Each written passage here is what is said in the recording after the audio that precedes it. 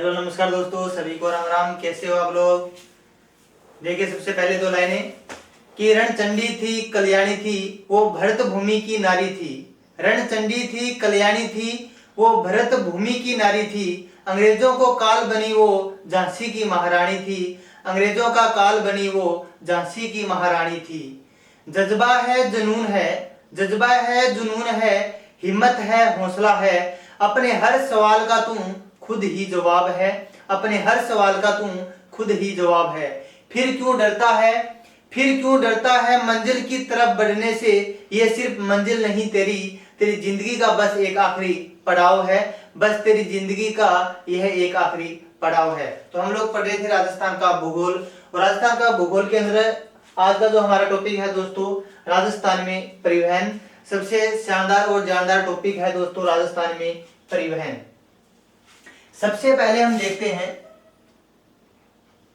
कि परिवहन क्या है।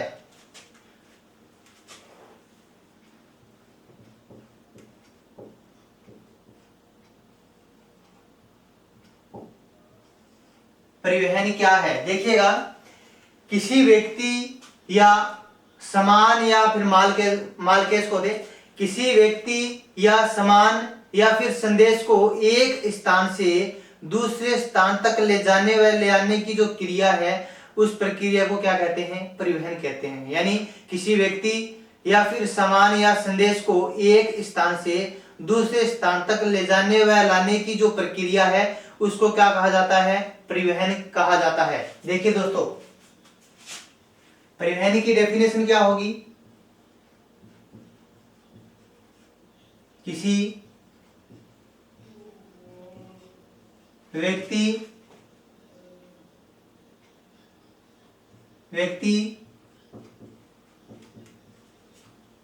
समान संदेश को एक स्थान से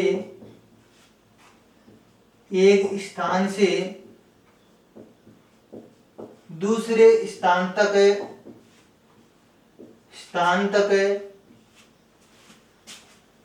लाने व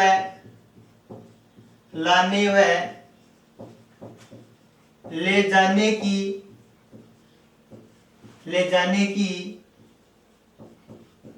प्रक्रिया है,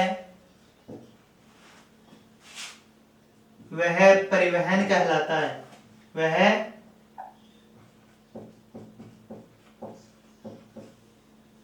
परिवहन कहलाता है।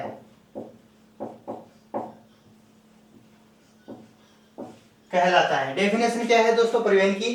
किसी व्यक्ति या फिर सामान या फिर माल को दे, किसी व्यक्ति या सामान या संदेश को एक स्थान से यानी एक स्थान से दूसरे स्थान तक लाने व ले जाने की जो प्रक्रिया है, उसे हम क्या कहते हैं दोस्तों? परिवहन कहते हैं। क्या कहते हैं? परिवहन कहते हैं। तो आप नोट कर सकते हो, किसी व्यक्ति या सामान संदेश को एक स्थान से दूसरे स्थान तक लाने व ले जाने की प्रक्रिया है, वह क्या कहलाती है मित्रों?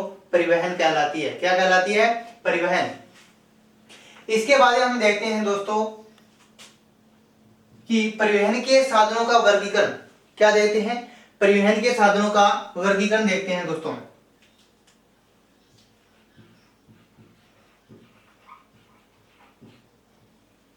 वर्गीकरण देखिए मित्रों, परिवहन के साधनों का वर्गीकरण मुख्य रूप से 3 भागों में इसे विभाजित किया गया है। कितने भागों में? 3 भागों में इसे विभाजित किया गया है। स्थल परिवहन,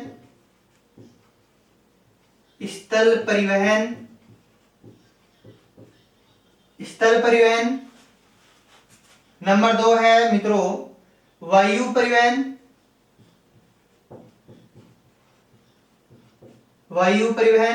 और नंबर 3 है मित्रों जल परिवहन।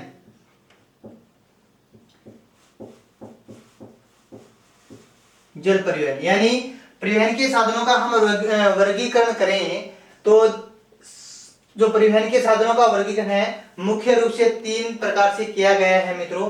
स्थल परिवहन, वायु परिवहन व जल परिवहन। कौन कौन से हैं?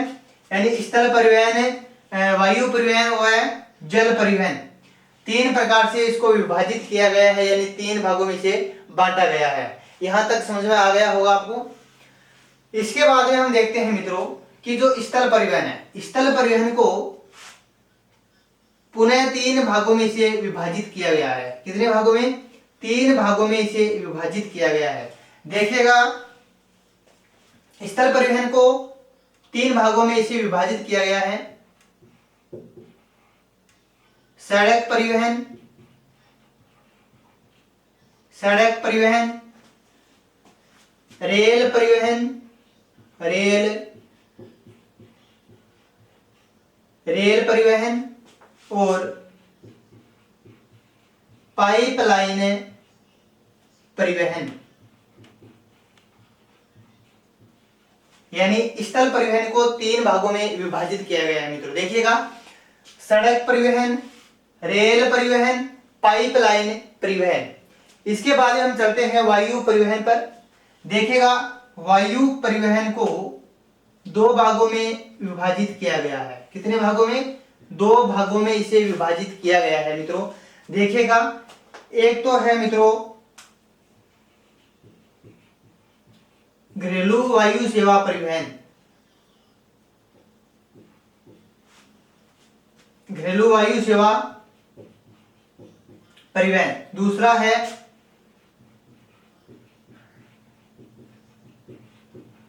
अंतरराष्ट्रीय वायु सेवा, अंतरराष्ट्रीय वायु सेवा परिवहन। तो वायु परिवहन को 2 भागों में इसे विभाजित किया गया है, घरेलू वायु परिवहन, अंतरराष्ट्रीय वायु सेवा परिवहन। यहां तक आपको समझ में आ गया होगा। अब हम आगे चलते हैं। देखिएगा, जल परिवहन, जल परिवहन को मित्रों 2 भागों में इसे विभाजित किया गया है। कितने भागों में? 2 भागों में इसे विभाजित किया गया है। यानी एक है आंतरिक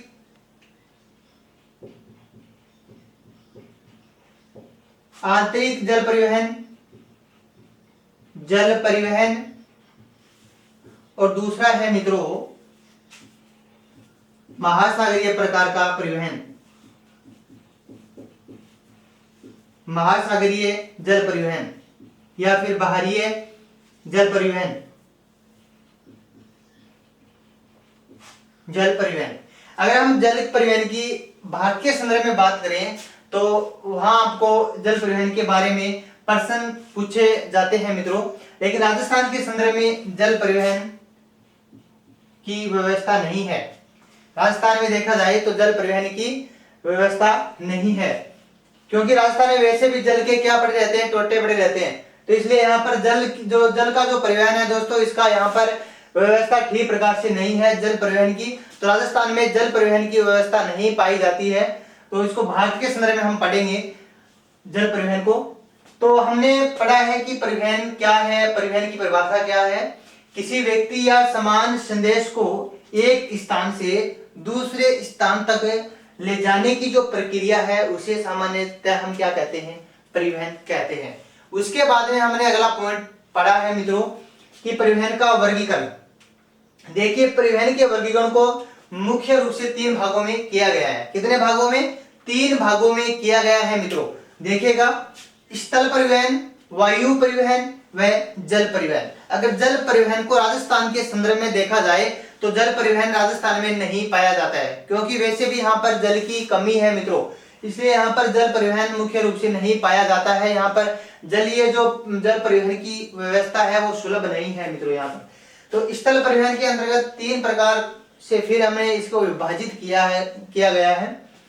सड़क परिवहन, रेल परिवहन, पाइपलाइन परिवहन किसके हैं? स्थल परिवहन के। इसके बाद में चलते हैं हम वायु परिवहन। देखिएगा, घरेलू वायु सेवा और अंतरराष्ट्रीय वायु सेवा। इसके बाद में हम आगे चलते हैं जल परिवहन, यानी आंतरिक जल परिवहन व महासागरीय जल परिवहन। तो सबसे पहले हम मित्रों पढ़ेंगे, अगर आपके भारत के संदर्भ में अगर आपसे प्रश्न पूछा जाता है तो आपसे प्रश्न पूछा जाएगा जल परिवहन से। किसमें से? जल परिवहन से। और यहाँ पर जो राजस्थान के संबंधित आपसे प्रश्न पूछा जाएगा तो मित्रों स्थल परिवहन यानी सड़क परिवहन से यहाँ पर सर्वाधिक आपसे प्रश्न पूछे जा सकते हैं। तो भारत के संदर्भ में मेन फोकस रहता है जल परिवहन पर, और राजस्थान के संदर्भ में हम बात करें मित्रों तो स्थल परिवहन में सर्वाधिक प्रश्न यहाँ से पूछे जाते हैं। तो ये भारत के संदर्भ में पढ़ेंगे, और ये हम स्थल परिवहन है ये हम देखेंगे कि सबसे पहले इसमें हम पढ़ेंगे सड़क परिवहन। कौन सा पढ़ेंगे? सड़क परिवहन। इसका आप स्क्रीनशॉट ले सकते हो मित्रों।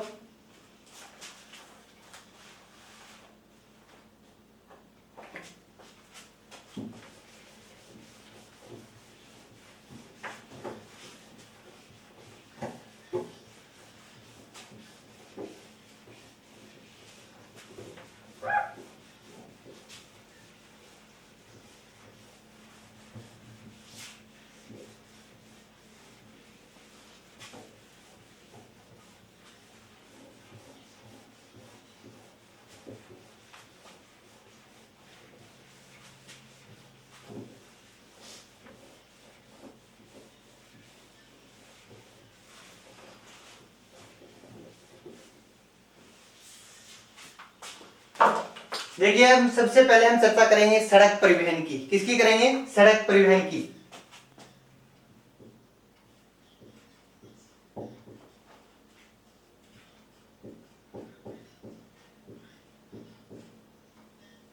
सड़क परिवहन की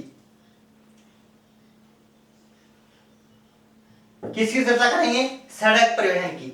सबसे पहले हमारे सामने जो पॉइंट आता है वह आता है कि भारत में सड़क निर्माता किसे कहा जाता है? भारत में सड़क निर्माता किसे कहा जाता है दोस्तों? देखिएगा, भारत की हम बात करें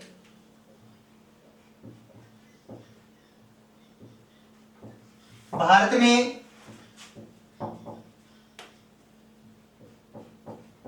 सड़क निर्माता शेरशाह सूरी को माना जाता है।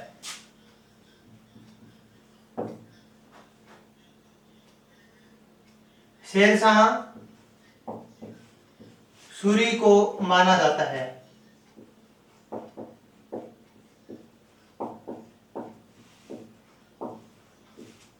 माना जाता है यानी भारत में सड़क निर्माता शेरशाह सूरी को माना जाता है। शेरशाह सूरी को माना जाता है। शेरशाह सूरी की हम बात करें मित्रों, शेरशाह सूरी के द्वारा 1540 ईस्वी में 1540 ईस्वी में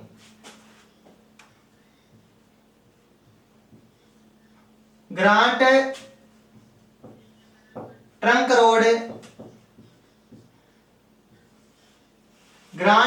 रोड का निर्माण करवाया था। 1540 ईस्वी में ग्रांट ट्रंक रोड का निर्माण करवाया था। कब करवाया था? 1540 ईस्वी में ग्रांट ट्रंक रोड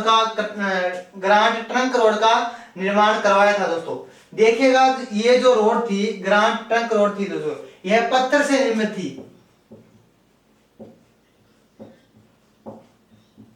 पत्थर से निर्मित थी दोस्तों। ये पत्थर से निर्मित रोड का इसने निर्माण करवाया था 1540 ईस्वी में। ग्रांट ट्रंक रोड, क्या? Grant trunk road. इसकी हम चर्चा करेंगे दोस्तों।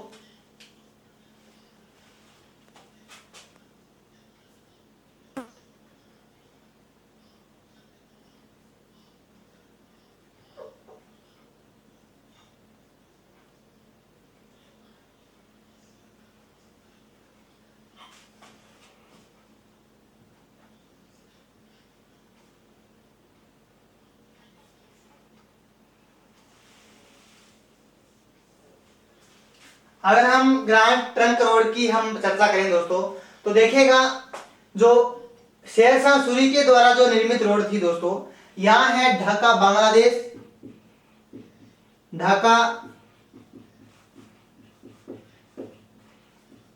बांग्लादेश, और यहां पाकिस्तान में क्या है? पेशावर। क्या है मित्रों? पेशावर। यानी इसका जो निर्माण करवाया गया था पेशावर से लेकर ढाका बांग्लादेश तक इस रोड का निर्माण करवाया गया था मित्रों।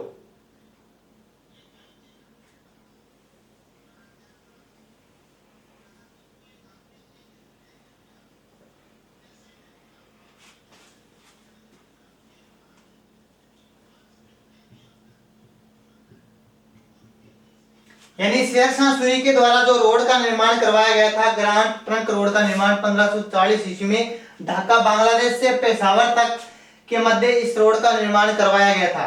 अगर भारत के संदर्भ में बात करें दोस्तों, तो यहाँ पर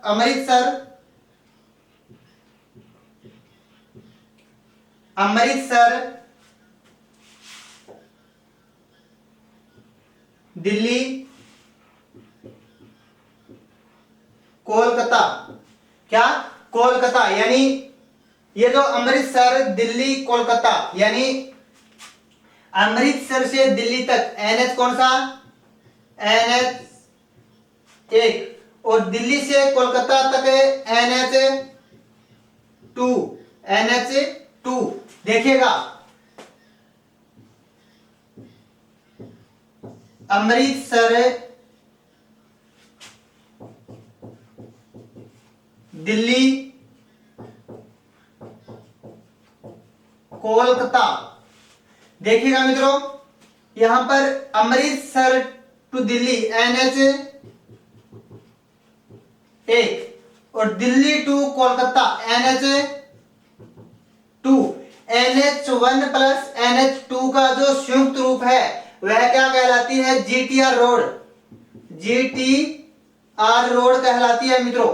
तो NH 1 प्लस NH 2 का जो संयुक्त रूप है उसे क्या कहा जाता है, GT रोड, यानी ग्रांड ट्रंक रोड कहा जाता है मित्रों।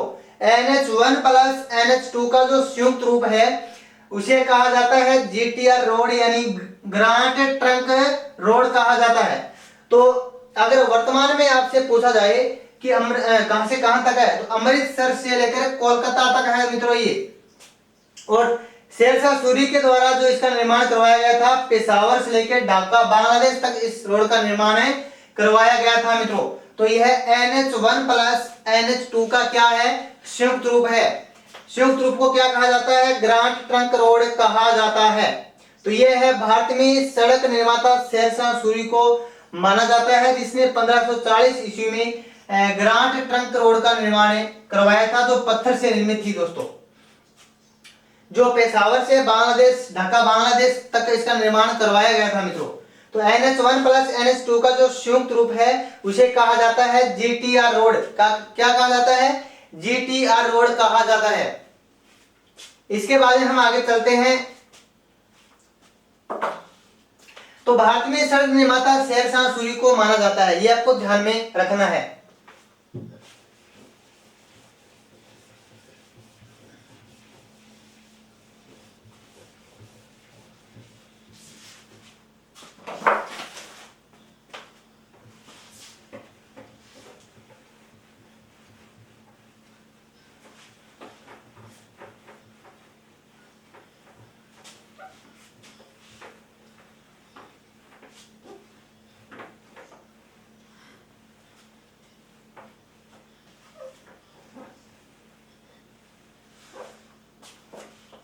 अगर आधुनिक निर्माता की बात आए दोस्तों, किसकी,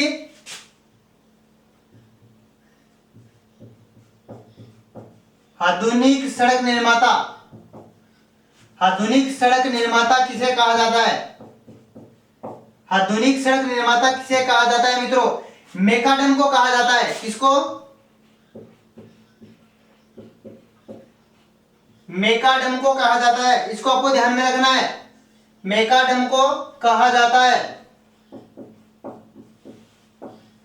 कहा जाता है। देखिएगा, भारत में सड़क निर्माता शेरशाह सूरी को माना जाता है, लेकिन आधुनिक सड़क निर्माता किसे कहा जाता है, मैकाडम को कहा जाता है। किसको कहा जाता है, मैकाडम को कहा जाता है।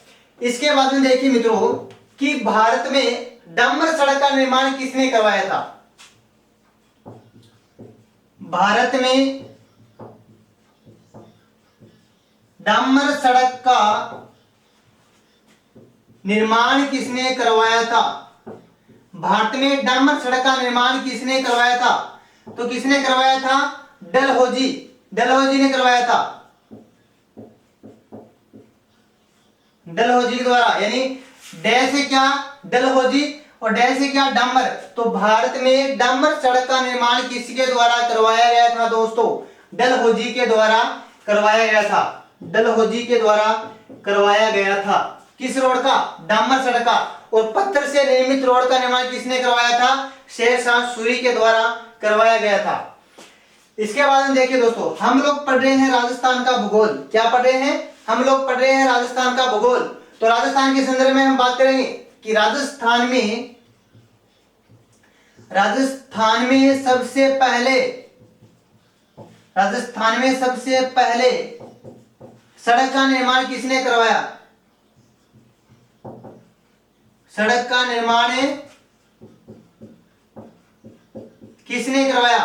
तो राजस्थान में करवाया था मित्रों राम सिंह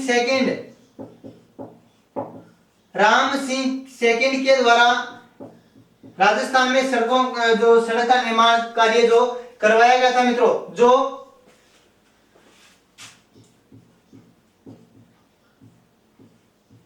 सीमेंट से निर्मित सड़कों का निर्माण किसने करवाया था? राजस्थान में राम सिंह सेकंड के द्वारा करवाया गया था। तो ये आपको ध्यान में रखना है। तो भारत में सड़क निर्माता शेरशाह सूरी को माना जाता है और आधुनिक सड़क निर्माता माना जाता है मित्रों मेकाडम को। किसको माना जाता है? मेकाडम को माना जाता है। भारत में डामर सड़क का निर्माण किसने करवाया था? डलहौजी के द्वारा करवाया गया था। इसके बाद में राजस्थान में सबसे पहले सड़क का निर्माण जो कार्य किया गया था वो राम सिंह सेकंड के द्वारा करवाया गया था और सीमेंटेड रोड का निर्माण करवाया गया था। इसके बाद हम देखते हैं आगे की प्रक्रिया क्या है।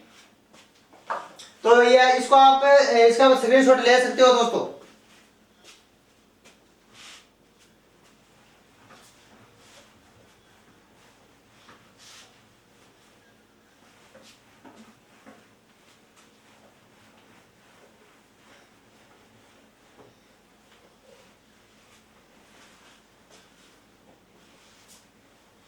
इसके बाद में देखिए दोस्तों कि सड़क परिवहन के अंतर्गत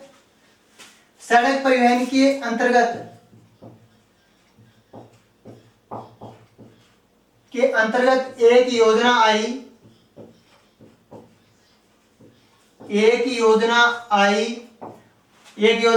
थी।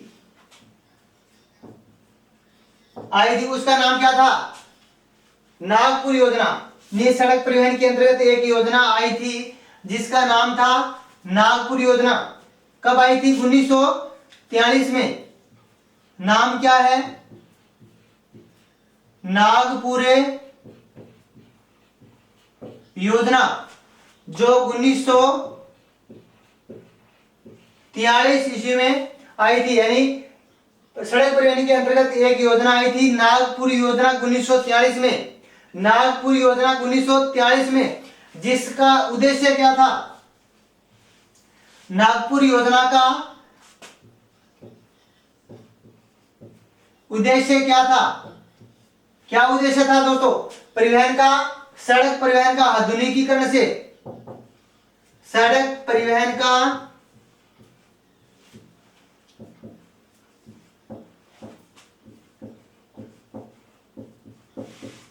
परिवहन का आधुनिकीकरण से था दोस्तों।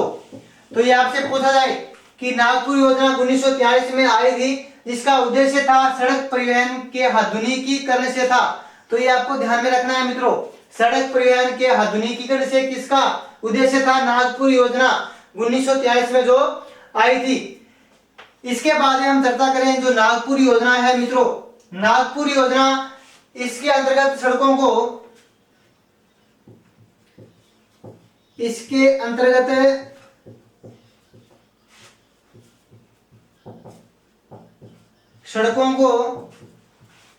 4 भागों में विभाजित किया गया था।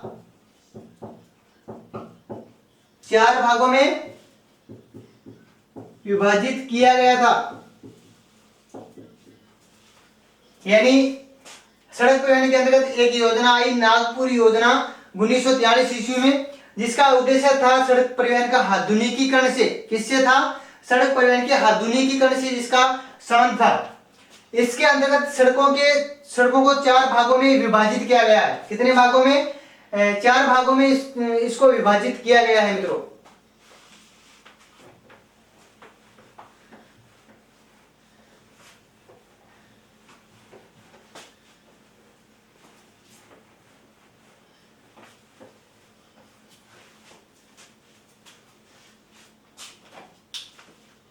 नागपुर योजना, नागपुर योजना 1943। देखिए नागपुर योजना के द्वारा सड़कों को 4 भागों में विभाजित किया गया था। राष्ट्रीय राजमार्ग, राष्ट्रीय राजमार्ग, राष्ट्रीय राजमार्ग। नंबर 2 है राज्य राजमार्ग, राज्य राजमार्ग,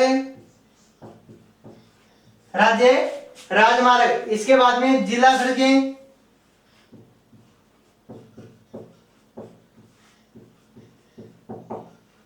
जिला सड़कें, और इसके बाद में अन्य सड़कें, अन्य सड़कें। नागपुर योजना के तहत 1943 ईस्वी जो योजना आई थी, इसके अंतर्गत सड़कों को 4 भागों में विभाजित किया गया था। राष्ट्रीय राजमार्ग, राज्य राजमार्ग, जिला सड़कें व अन्य सड़कें। बाद में यह पता चला कि बाद में देखा गया कि जो राष्ट्रीय राजमार्गों पर यातायात यानी जो राष्ट्रीय राजमार्ग है, इन पर यातायात के दबाव अधिक होने के कारण यहाँ पर जो राष्ट्रीय राजमार्ग थे उनको 6 से 8 लाइन में बदल दिया गया। 6 से 8 लाइनों में उसे बदल दिया गया, और जिसका नाम क्या रखा गया? एक्सप्रेस वे, एक्सप्रेस वे रखा गया था दोस्तों। यानी राष्ट्रीय राजमार्गों पर यातायात का जो दबाव है वो अधिक होने के कारण उनको 6 से 8 लाइनों में कन्वर्ट कर दिया गया, और जिसका नाम क्या रखा गया? Express way. क्या रखा गया? Express way. तो ये आपको ध्यान में रखना है। तो नागपुर योजना के तहत 4 भागों में इसे विभाजित किया गया है। राष्ट्रीय राजमार्ग, राज्य राजमार्ग, जिला सड़कें व अन्य सड़कें। तो ये आपको ध्यान रखना है। इसके बाद हम आगे चलते हैं मित्रों।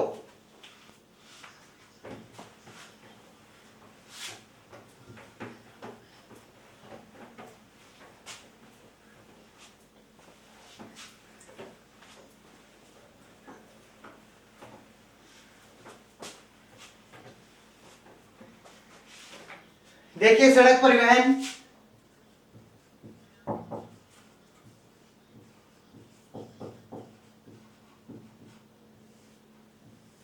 सड़क परिवहन राजस्थान के संदर्भ में देखा जाए तो सड़क परिवहन को मुख्य से 5 भागों में बांटा गया है। देखिएगा सबसे पहले राष्ट्रीय राजमार्ग, राष्ट्रीय राजमार्ग जिसे नेशनल हाईवे कहा जाता है, एनएच, नेशनल हाईवे। देखिए नेशनल हाईवे क्या होता है कि राज्य की राजधानी, राज्य की राजधानी व अन्य राजधानियों को, व अन्य राजधानियों को या फिर औद्योगिक क्षेत्र को, औद्योगिक क्षेत्र से जोड़ता है। कौन सा? राष्ट्रीय राजमार्ग। इसके बाद में है दोस्तों कौन सा? राज्य राजमार्ग, राज्य राजमार्ग जिसे कहा जाता है state highway, SH, state highway. क्या कहा जाता है? State highway. इसके बाद में है मित्रों देखिएगा मुख्य, कौन सा है? मुख्य जिला सड़कें,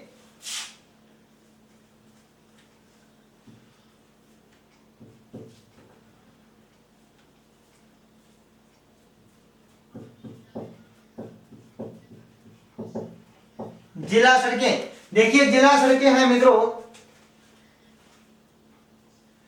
इसके बाद में अगला कौन सा है? अन्य सड़कें,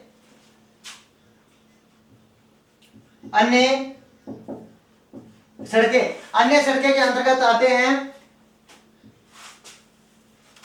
अन्य जिले सड़कें, अन्य जिले सड़कें व ग्रामीण सड़कें।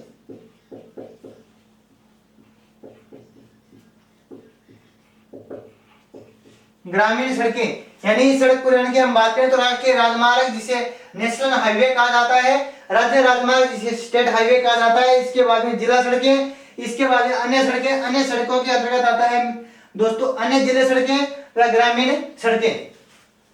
सबसे पहले हम बात करेंगे कि जो सड़क परिवहन जो राष्ट्रीय राजमार्ग है, जो नेशनल हाईवे है, इनकी राजस्थान में कुल लंबाई कितनी है? राजस्थान में कुल लंबाई कितनी है?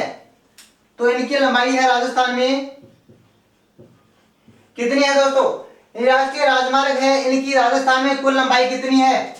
9,079 पॉइंट कितनी है?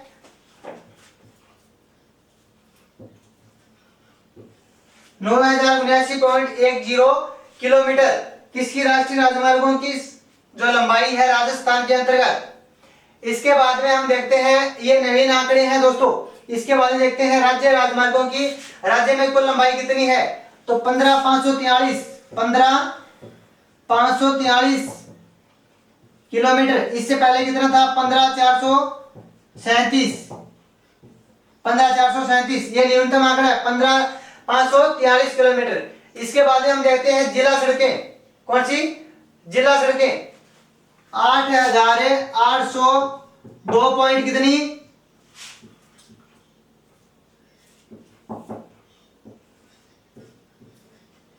8,802.20 किलोमीटर जिला सड़कों की राजस्थान में कुल लंबाई है। इसके बाद में देखा जाए तो अन्य सड़कें हैं। कौन सी? अन्य सड़कें। इसके अंतर्गत अन्य जो जिले सड़कें हैं 32,175 पॉइंट कितने दोस्तों? 4141 किलोमीटर। इसकी लंबाई कितनी है राजस्थान में? 3,275 किलोमीटर जो इसकी लंबाई है किसकी? अन्य जिले सड़कों की। इसके बाद में हम देखते हैं दोस्तों आगे, इससे पहले कितना था? इससे पहले 31,431 पॉइंट कितना? 117 किलोमीटर। इससे पहले का आंकड़ा ये था। और इसके बाद में अगर हम बात करें ग्रामीण सड़कों की, किसकी? ग्रामीण सड़कों की बात करें तो 170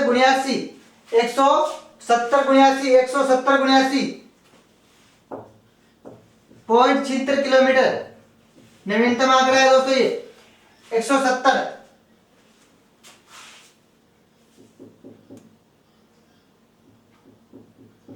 एक लाख 70,791.76 किलोमीटर। ठीक है, देखिएगा सड़क परिवहन राष्ट्रीय राजमार्गों की राजस्थान में कुल लंबाई कितनी है? 9,079.10 किलोमीटर। और राजस्थान में जो राज्य राजमार्ग है उनकी लंबाई कितनी है? 15,543 किलोमीटर।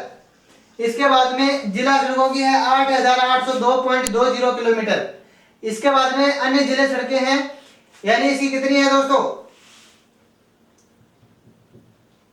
32,175.41 किलोमीटर। इसके बाद में जो ग्रामीण सड़कें हैं दोस्तों कितनी? 1,70,791.76 किलोमीटर इनकी क्या है? लंबाई है। तो ये नवीनतम आंकड़े के आधार पर मैंने आपको बताया है मित्रों। इसके बाद में हम आगे पढ़ेंगे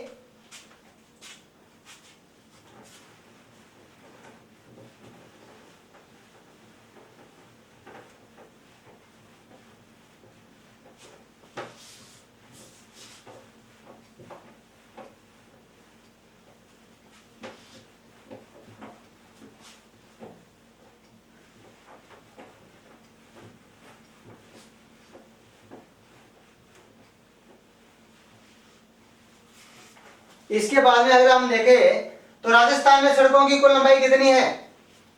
राजस्थान में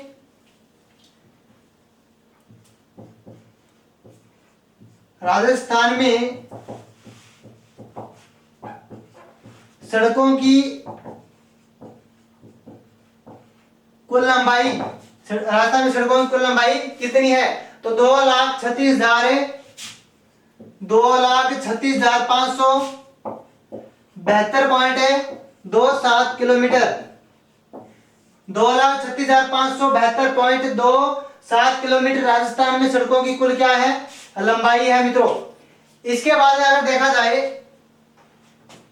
कि राजस्थान राज्य में सड़क घनत्व कितना है, राज्य में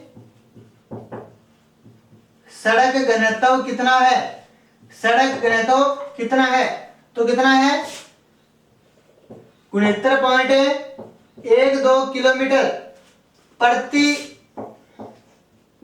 100 वर्ग किलोमीटर में, प्रति 100 वर्ग किलोमीटर में, यानी 100 में के अंदर जो कितना किलोमीटर जो इसका घनत्व है, तो कितना है 69.12 किलोमीटर। और इससे पहला अगर देखा जाए तो 66.29 किलोमीटर, 66.29 किलोमीटर दोस्तों, इससे पहले का आंकड़ा है। नवीनतम आंकड़ा क्या है 69.12 किलोमीटर जो प्रति 100 वर्ग किलोमीटर के क्षेत्रफल में। इसके बाद में अगर देखा जाए मित्रों, हम बात कर रहे थे नेशनल हाईवे की, यानी राष्ट्रीय राजमार्गों की।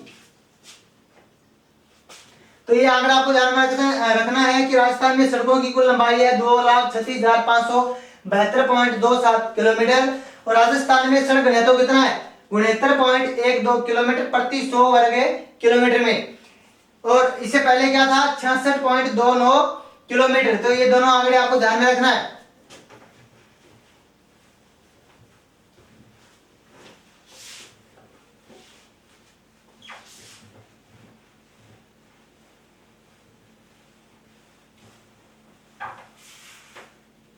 इसके बाद में अगर हम बात करें कि एनएच की,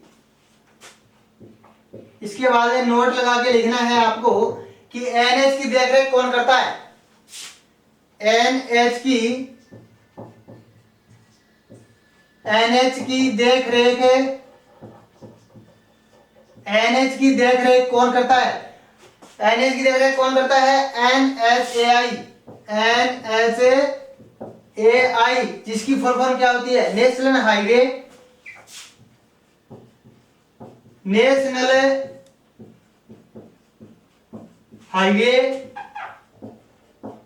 अथॉरिटी ऑफ इंडिया,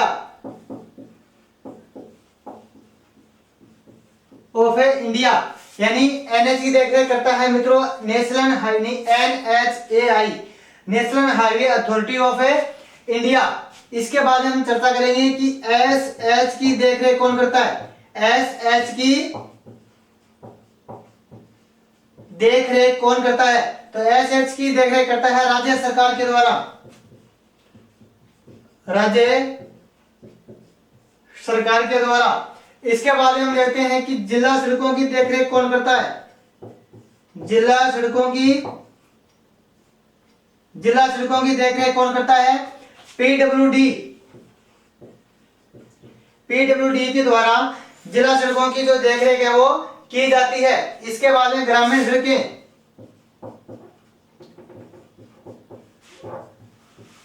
सड़कों की देखरेख किसके द्वारा की जाती है, ग्राम पंचायत के द्वारा, ग्राम पंचायत के द्वारा। तो एनएच की देखरेख की जाती है एनएचएआई के द्वारा, national highway authority of India. और एसएच की देखरेख की जाती है राज्य सरकार के द्वारा और जिला सड़कों की देखरेख की जाती है पीडब्ल्यूडी के द्वारा। इसके बाद में ग्रामीण सड़कों की देखरेख की जाती है ग्राम पंचायत के द्वारा। किसके द्वारा, ग्राम पंचायत के द्वारा। तो ये भी आपको ध्यान में रखना है कि एनएच की देखरेख की जाती है NHAI, national highway authority of India. SH की देखरेख की जाती है राज्य सरकार के द्वारा, जिला सड़कों की देखरेख की जाती है पीडब्ल्यूडी के द्वारा और ग्रामीण सड़कों की देखरेख की जाती है ग्राम पंचायत के द्वारा। इसके बाद में देखिएगा आगे,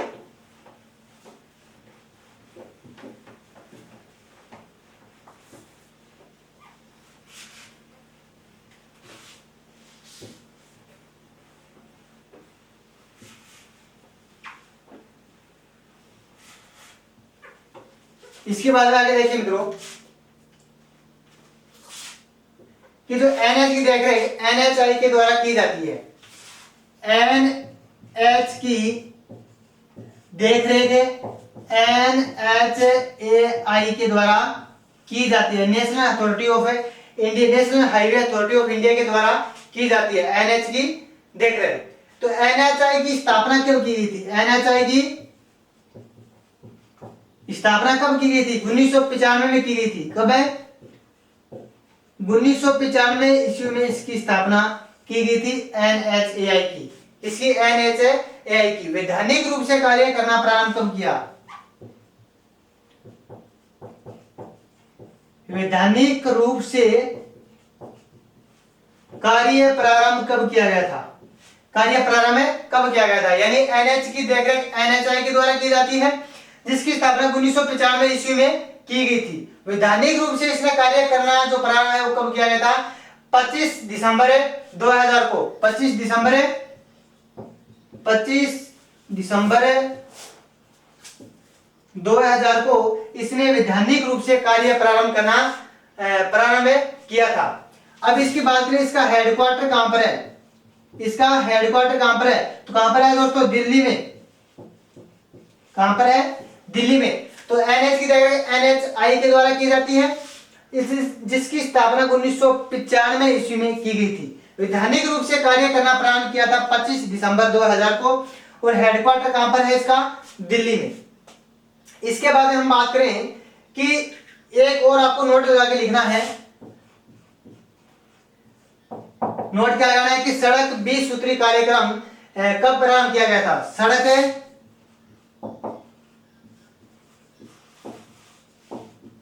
20 सूत्री कार्यक्रम 1961 ईस्वी में शुरू किया गया था। कब किया गया था? 1961 ईस्वी में शुरू किया गया था। सड़क 20 सूत्री कार्यक्रम 1961 में ये शुरू किया गया था। तो हमने आज पढ़ा है परिवहन के बारे में। परिवहन किसे कहा जाता है? यानी किसी व्यक्ति या माल कैश को सामान कैश को बिना संदेश या एक स्थान से दूसरे स्थान तक जो ले जाने व ले आने की जो क्रिया है उसे क्या कहा जाता है? परिवहन कहा जाता है। उसके बाद में इसके परिवहन के साधनों का वर्गीकरण किया गया, 3 प्रकार से किया गया। स्थल परिवहन, वायु परिवहन और जल परिवहन। स्थल परिवहन को पुनः 3 भागों में इसे विभाजित किया गया, सड़क परिवहन, रेल परिवहन और पाइपलाइन परिवहन। इसी तरह से वायु परिवहन को 2 भागों में विभाजित किया गया, घरेलू वायु परिवहन और अंतरराष्ट्रीय वायु परिवहन। इसके बाद में जल परिवहन को हमने 2 भागों में इसे विभाजित किया गया, यानी आंतरिक प्रवाह का जल परिवहन, जो आंतरिक और बाहरी महासागरीय प्रकार का जल परिवहन, जो राजस्थान के संदर्भ में नहीं पाया जाता है। तो इसके बारे में आज हमने चर्चा की है। अगर आपको ये वीडियो पसंद आए तो आप इसे लाइक कीजिए, शेयर कीजिए और चैनल को सब्सक्राइब कीजिए। और तब तक आप बने रहे हमारे चैनल डैफोडिल कोचिंग क्लासेस पर। धन्यवाद।